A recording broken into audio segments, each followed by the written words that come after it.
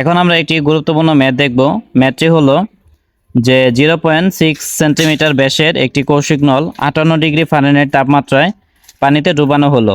পৃষ্ঠটান 7.36 × 10³ KG per metre এবং স্পর্শকোণ alpha equal 45 degree হলে কৌশিকতার মান কত? তাহলে এখানে প্রথমত নলের ব্যাস দেওয়া আছে 0.6 সেন্টিমিটার, তাহলে আমরা লিখব ডি ইকুয়াল 0.6 সেন্টিমিটার।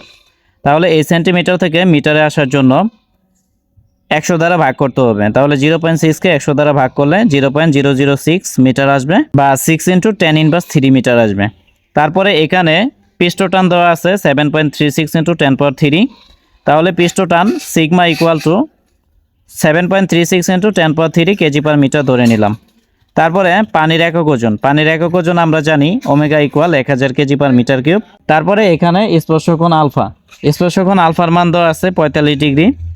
তারপরে আমাদের কৌশিকতার উচ্চতা বের করতে হবে, এই জন্য H prime equal to what? তাহলে আমরা জানি H equal 4 sigma cos alpha divided by omega D. তাহলে 4 নিলাম সিগমার মান এখানে 7.36 × 10⁻³, তাহলে এটা নিলাম আমরা। তারপরে এখানে কস নিলাম, মাঝখানে একটা গুণ চিহ্ন নিব। তারপরে আলফার মান 45 ডিগ্রি নিলাম।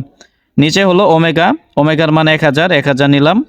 তারপরে মাঝখানে একটা গুণ চিহ্ন দিব, তারপরে ডির মান 0.006 এটা নিলাম।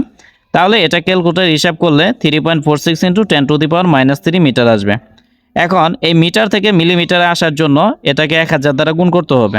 তাহলে 1000 দ্বারা গুণ করলে 3.46 মিলিমিটার আসবে।